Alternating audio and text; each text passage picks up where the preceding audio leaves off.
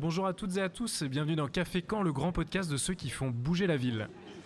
Café Caen, c'est une coproduction Belle Écoute, un studio de podcast canet, et la Bananerie, espace collaboratif audiovisuel. On tient également à remercier le MUO, dans le lieu dans lequel on se trouve aujourd'hui. Un grand merci de nous accueillir dans ce lieu emblématique de la ville de Caen. Aujourd'hui, on parle médias, et peut-être même des nouveaux médias, ceux qui racontent Caen, ceux qui la documentent, ceux qui mettent en lumière les gens, les projets, les lieux.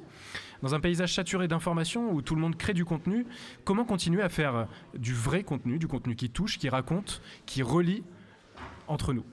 Pour en parler, trois acteurs au regard complémentaires. Céline Tissot, bonjour, bienvenue. Bonjour, merci.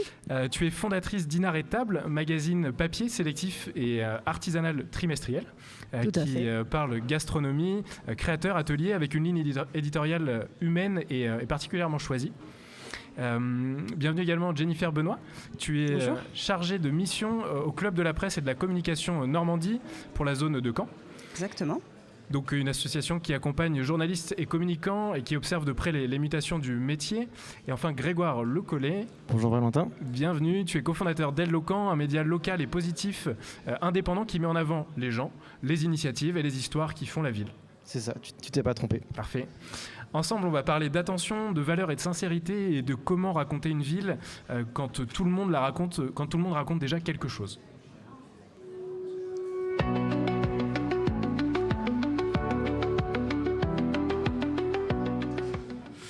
C'est parti Grégoire, avec Elle-Locan, vous avez apporté un vent de fraîcheur sur le paysage médiatique de la ville. Ton média revendique une approche positive et ancrée dans le quotidien des Canets. Qu'est-ce qui manquait dans le paysage médiatique local au moment où vous vous êtes lancé ? C'était en 2019, c'est ça ? Ouais, c'est ça, c'était en 2019, nous, quand on s'est lancé. On a fait juste un constat, à l'époque, on était encore étudiants et on n'arrivait pas à trouver une manière de s'informer, mais pour les jeunes, y avait beaucoup de médias qui sont très traditionnels, comme Ouest France, Tendance Ouest, qui était déjà là depuis très longtemps, et voilà, c'était de la radio, c'était du papier, mais il n'y avait pas de presse vraiment digitale, où on pouvait vraiment se renseigner et trouver vraiment une personne qui parle directement aux jeunes. Et on s'est dit qu'il y avait quelque chose à faire là-dessus. Et puis en plus, on a vu les médias nationaux qui commençaient vraiment à monter, comme Combini par exemple, où là, on a vraiment trouvé une source d'information complètement différente. Et nous, c'est vraiment un mix de tout ça qu'on voulait faire, et pour vraiment que les gens aient une source d'information fiable, locale, et qui parle vraiment à tout le monde. Ouais, c'est ça, vraiment très local, parce que vous parlez de Caen et que de Caen. On parle que de Caen et on parle vraiment que de Caen. En fait, c'est compliqué à la fois et en même temps c'est hyper simple parce que du coup on a tout autour de nous et c'est assez facile de trouver des sujets pour parler. Nous on voulait surtout pas s'éparpiller ailleurs parce qu'on aime notre ville, on aime on aime tout ce qui s'y passe, tout ce qui se compose. L'histoire de la ville est vraiment juste incroyable et je pense qu'on a vraiment tout pour être fier de cette ville. Donc pourquoi aller plus loin ? Vous avez fait un choix encore plus radical dans le sens où on ne peut pas consulter d'articles, etc. C'est uniquement du social media, des réseaux sociaux. Ouais, c'est ça. Le but, c'est vraiment faire de la vidéo. C'est juste montrer une tête derrière, par exemple, un commerce, derrière une personnalité, derrière un concept, par exemple. Le but, c'est vraiment mettre les gens en avant de manière complètement différente et voilà, face à la caméra, tout simplement. Céline, ton magazine fait la même chose mais sur papier d'une certaine façon, avec une ligne éditoriale qui est très précise, très choisie. Comment tu décrirais la valeur ajoutée de ton support ? Alors je pense qu'aujourd'hui la gastronomie a quand même une place assez importante. Je pense que c'est grâce aux émissions Masterchef, Top Chef et tout ça. Donc le centre d'intérêt pour la gastronomie a vraiment grandi. Et l'objectif, puisqu'on est quand même riche de gastronomie sur Caen et le Calvados, l'idée c'était vraiment de mettre en lumière ce sujet-là. Des gratuits, il en existe, mais sur plein de sujets. Et donc là, c'était vraiment de faire focus sur les restaurateurs, les producteurs, tous ceux qui font la gastronomie du territoire. Ok, Jennifer, de ton côté, tu représentes les journalistes au sens propre et strict du terme sur la région caennaise. Qu'est-ce que tu penses de ces nouveaux formats, justement ? Je pense qu'ils répondent à un certain besoin auprès de l'audience, comme tu le disais, qui est peut-être un peu plus jeune et qui a une troisième main.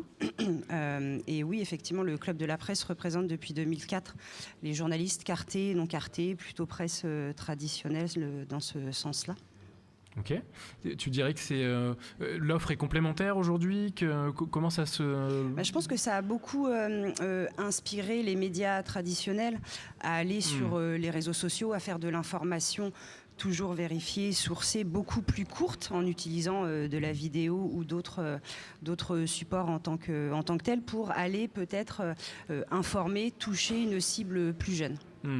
Donc ils ont finalement une influence, ces nouveaux médias ont une influence sur les médias traditionnels, c'est ça Ouais, sur l'évolution des formats. L'influence en tant que telle, et même au départ, l'arrivée des réseaux sociaux, ça c'est venu impacter l'information. Oui, complètement. Créer de l'attention dans un monde saturé d'informations, on parle souvent d'infobésité. Aujourd'hui, capter l'attention, c'est presque le premier métier des médias, finalement. Comment faites-vous, chacun à votre manière, pour que vos contenus existent vraiment dans le quotidien des Cannais? De ton côté, Grégoire, dis-nous un petit peu plus sur la façon dont vous travaillez. Nous, c'est assez simple, c'est juste il faut parler aux gens, trouver un sujet qui les intéresse. C'est simple, quelque chose qui ne va pas les intéresser, ils ne vont pas le regarder tout simplement. Donc nous, on va trouver des sujets qui vont les intéresser, des sujets de proximité, des sujets où ils vont s'y retrouver. Je peux prendre l'exemple d'un commerce où ils vont aller très souvent. Donc là, eux, ils vont s'engager forcément sur la vidéo ou sur ce qu'on va faire sur ce commerce parce qu'ils le connaissent très bien. Par ailleurs, si on va aller voir quelque chose qu'ils ne connaissent pas, forcément, ils ne vont pas forcément s'engager. Mais c'est là aussi, il faut essayer de trouver aussi les gens qui ne sont pas forcément intéressés de base, mais il faut réussir à les faire intéresser sur cette vidéo ou ce contenu qu'on fait. Si on parle par exemple de Beauregard ou des événements comme ça c'est des temps forts pour vous un petit peu dans l'année ou... Beauregard, c'est vraiment le moment assez important de l'année. On a plusieurs moments forts dans l'année à Caen, notamment le carnaval par exemple, ou la fête de la musique par exemple, où c'est vraiment des événements qui sont hyper importants et qui sont récurrents tous les ans forcément. Mais Beauregard, c'est un événement qui rassemble beaucoup de Cannais, qui rassemble même ailleurs, qui rassemble aussi toute la Normandie et même la France sur quelques fois mais non, c'est vraiment quelque chose d'hyper important et nous c'est vrai qu'on prend une part assez importante à ce festival. On a vraiment on fait vraiment du contenu, on a un stand directement sur le festival, c'est essayer d'animer aussi ce festival et c'est important. Vous êtes dans le contenu instantané, dans le format court. Qu'est-ce qui fonctionne le mieux Ce qui fonctionne le mieux, c'est, comme je te dis, c'est vraiment ce que les gens attendent. Nous, après, le format court, c'est vraiment ce qu'on fait de mieux et c'est ce qu'on sait faire surtout. Après, il y a des formats longs qui marchent très bien. On a fait une vidéo sur un résistant canet qui a duré 15 minutes. C'est quasiment une des meilleures vidéos de l'année. Donc c'est vraiment l'importance du contenu et l'importance de la pertinence et comment parler aux gens, tout simplement. Là, vous racontiez donc l'histoire d'une personne qui a contribué à la résistance au moment de la guerre, c'est ça ? C'est ça, ça touche directement les Canets qui c'est ça, Mais en fait, c'était un résistant canet qui s'appelait Bernard Duval, qui est décédé 4 mois après la vidéo qu'on l'ait tournée. Donc on a eu beaucoup de chance de l'avoir. Il parlait encore très bien, il avait toute sa tête, toute son élocution et vraiment c'était hyper intéressant. C'était une vidéo hyper forte que on a mis beaucoup de temps à la monter parce qu'il y avait beaucoup de choses à dire, beaucoup de contenu. On a dû faire du choix sur cette vidéo, mais incroyable. Céline, à l'inverse, toi tu mises sur le papier, sur le temps long, sur des choix et des lieux et des personnes interviewées. Donc on est un petit peu à l'opposé de ce que fait Elle Locan finalement. C'est un sacré défi en 2025 de lancer un magazine papier. Tu peux nous en dire un petit peu plus Oui, alors c'est effectivement souvent le retour que j'ai, que c'est un pari un peu fou de relancer l'idée papier. Mais c'est pour ça que l'idée c'est de faire un beau magazine. Comme ça, c'est pas le papier qu'on jette, le but c'est le papier qu'on garde. Et l'histoire... on raconte des histoires, donc ça plaît et effectivement on peut quand même pas passer à côté du numérique, du média, donc il y a quand même la page Instagram à côté qui permet de voir quelques vidéos des chefs interviewés, mais oui c'est un pari fou, mais je pense que ça rapproche et ça permet de ralentir et certains en sont encore adeptes de tout ça, donc il faut y croire. Sur les lieux de distribution, tu peux nous en dire un petit peu plus Oui, alors les lieux de distribution, c'est une centaine de lieux choisis, beaucoup sur Caen, mais aussi sur jusqu'à Deauville, Courseulles. L'idée, c'est d'aller vers des restaurants, hôtels, concept stores, coffee shop, épicerie fine, pour que le lectorat en fait s'y retrouve et puis qu'il y ait une synergie qui serait aussi en fonction des lieux choisis. Jennifer, au Club de la Presse et de la Communication, vous observez cette évolution des formats évidemment. Qu'en pensent les journalistes dans les rédactions ? Je pense que c'est 50-50. Le changement, ça peut faire parfois peur. Et ensuite, il y a aussi, je pense, cette notion auquel nous, on est attachés, c'est la sensibilisation aux médias, c'est-à-dire qu'est-ce qu'un journaliste d'un créateur de contenu, alliés à de la publicité, ce genre de choses, et où on peut, en tant que personne sur son téléphone, avoir accès à du contenu qui n'est pas sourcé, qui n'est pas vérifié, qui donne de la fake news, en plus maintenant avec tout ce qui est intelligence artificielle. Donc je pense qu'il y a un peu des deux, comme je le disais précédemment, ça a donné un coup de fouet, et ça a permis une nouvelle dynamique, et de l'autre côté, il y en a, je pense, en rédac qui freinent des deux pieds lorsqu'on voit certaines choses diffusées, de la fake news qui n'est pas vérifiée, juste de la création de contenu, et où derrière, c'est pas de l'information journalistique pure, de personnes cartées ou non cartées, de la vérification des sources, ce genre de choses, d'éthique, de ligne éditoriale. Il y a un peu des deux, quoi. Et ça donne quoi alors sur des médias très traditionnels, locaux, hein, Actu.fr, Ouest France, etc. Ça donne quoi sur l'évolution de leur métier ? Est-ce que ils envisagent la création d'un compte typiquement comme Locan, ou enfin...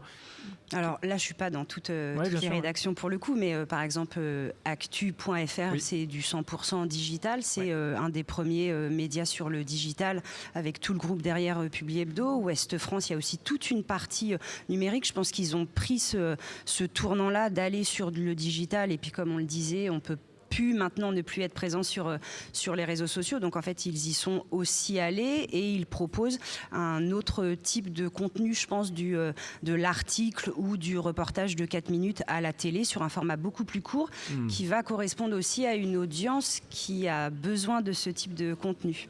Oui, complètement. On va s'intéresser maintenant au modèle économique des nouveaux médias, parce que c'est un vrai sujet. On le sait, aucun média ne vit de likes, de partages, de commentaires, etc. Alors comment est-ce qu'on parvient aujourd'hui à créer un média local, viable économiquement ? Grégoire, si tu veux nous répondre sur cette question. C'est une question que nous, on s'est posé très longuement. C'est un sujet hyper complexe. Parce que nous, on est arrivé sur un moment où on n'avait pas forcément d'exemple, où on ne pouvait pas juste calquer, faire un copier-coller et reproduire un peu le modèle économique. On a dû tout revoir un petit peu de zéro par rapport à ce qu'on voulait faire, donc on l'a fait au fur et à mesure. Nous, on a juste diversifié tout simplement les rentrées d'argent sur le média. On a la carte Locan qui marche très bien, qui permet de mettre en avant les commerces locaux et de faire profiter à tous les canets de réduction dans ces commerces, et ça c'est quelque chose qui marche très bien, et c'est un vrai cercle vertueux.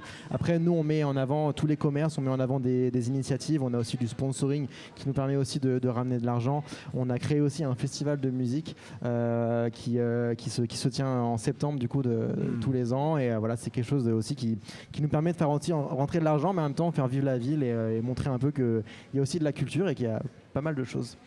Alors une question se pose quand on diversifie ses sources de revenus de cette façon-là. Comment est-ce qu'on garde une forme d'indépendance éditoriale dans un modèle comme ça ?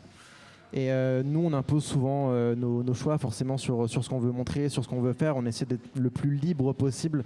C'est vraiment quelque chose d'hyper important. Après, tous les gens qui passent sur notre média ont forcément un mot à dire sur la vidéo qu'on va faire, sur l'angle d'attaque qu'on va avoir sur la vidéo. Mais le but, c'est vraiment essayer de garder un maximum de liberté. C'est ce qu'on fait.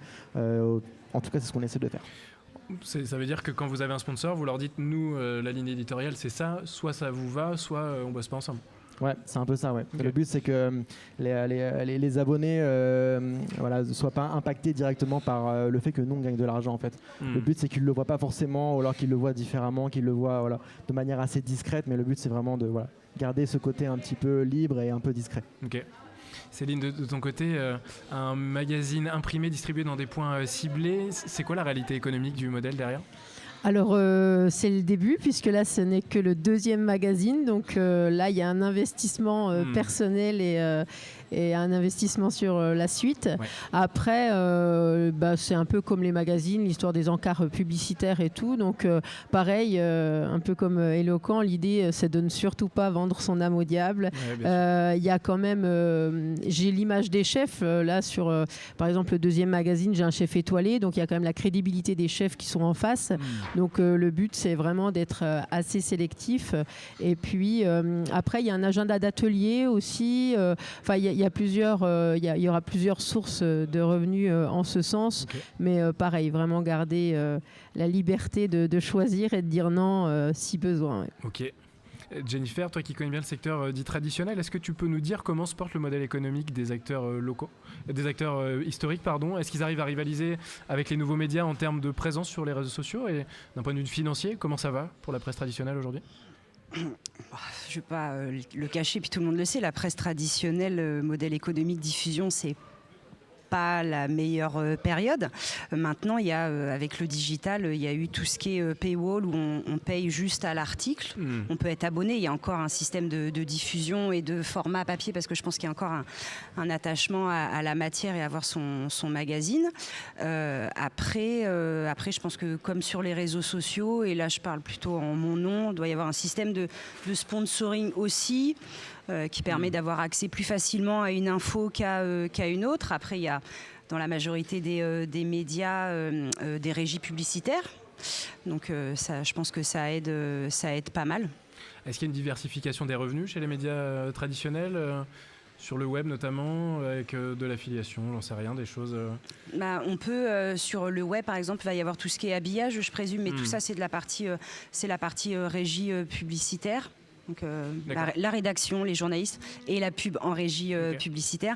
Après, il y a des systèmes d'abonnement. Je voudrais juste faire aussi le parallèle entre le fait d'être abonné parfois pour 5 € à des médias locaux. C'est parfois le prix ici sur Caen. Et à contrario, en fait, on peut se permettre de mettre beaucoup plus pour du divertissement.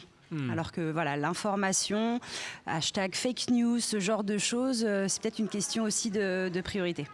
Ok. Et à l'inverse, est-ce que toi, tu as observé, identifié des erreurs chez les nouveaux médias, des pratiques qui ne seraient pas forcément bonnes ou des axes d'amélioration que tu verrais avec ton regard côté plutôt médias traditionnels ? Alors, je ne suis pas experte, moi, sur la partie influence, création de contenu, donc je ne vais pas porter de jugement. La chose que j'aime bien voir parfois sur de la création de contenu ou sur de l'information qu'on peut trouver sur les réseaux sociaux, c'est la source. Et je pense que vous allez tous connaître Hugo Décrypte, par exemple. Je trouve que c'est génial ce qu'il propose. On est sur un format très court qui correspond à une audience, mais si on veut aller plus loin, si on veut crédibiliser l'info, on sait d'où ça provient.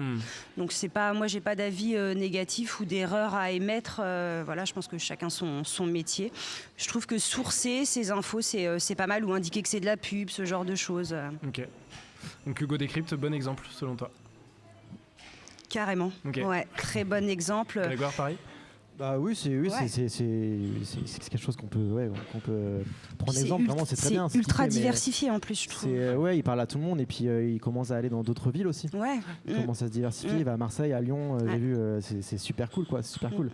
Mais c'est super important. C'est un projet pour vous, Le Rouen, par exemple?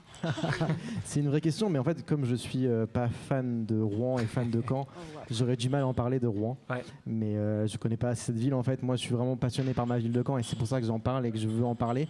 Mais je pense qu'il faudrait juste trouver des gens qui sont fans de leur ville à Rouen et qui puissent en parler et le faire pour nous. On le voit partout, il y a une forme de défiance face aux grands médias nationaux. Est-ce que dans tout ça, le local peut redevenir un espace de vérité pour donner un peu un second souffle à la presse finalement? Qui veut prendre la parole? Céline, je sais pas. Ouais, Grégoire, vas-y. Non, vas-y. Oui, le côté de recentrer un peu. Je pense que justement, avec Internet, on est ouvert au monde, mais au final, je pense qu'il y a un réel attachement sur le local, surtout quand il est riche et qu'il y a bien plein de choses qui s'y passent.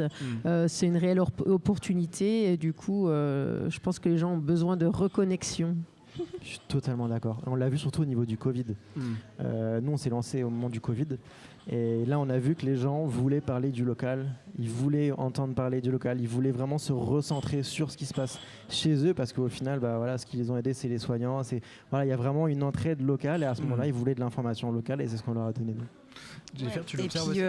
Je rebondirai sur aussi un des premiers éléments que tu as donné. En fait, c'est l'impact sur notre quotidien. Donc, lorsqu'on est sur les réseaux, c'est ce qui va se passer dans le coin de notre rue, le matin lorsqu'on prend un transport en commun, dans notre boulot, nos loisirs du week-end. C'est aussi pour ça que ce qu'on appelle les petits canards, vraiment les localiers, les rédactions qui sont très localisées, fonctionnent encore, même si parfois on est sur un lectorat, un auditoire peut-être un peu plus âgé, mais on peut aussi toucher très localement une audience beaucoup plus jeune et ça fonctionne aussi énormément.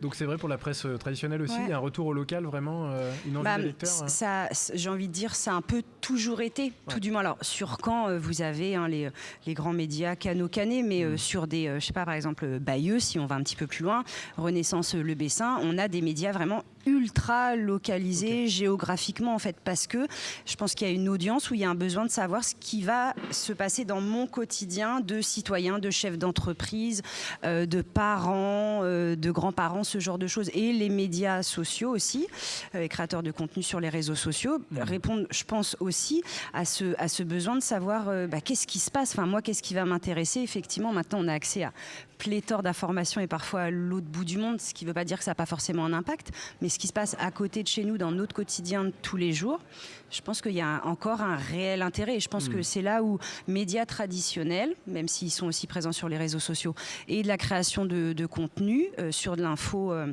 sur des sujets très très locaux, ils sont complémentaires, quoi.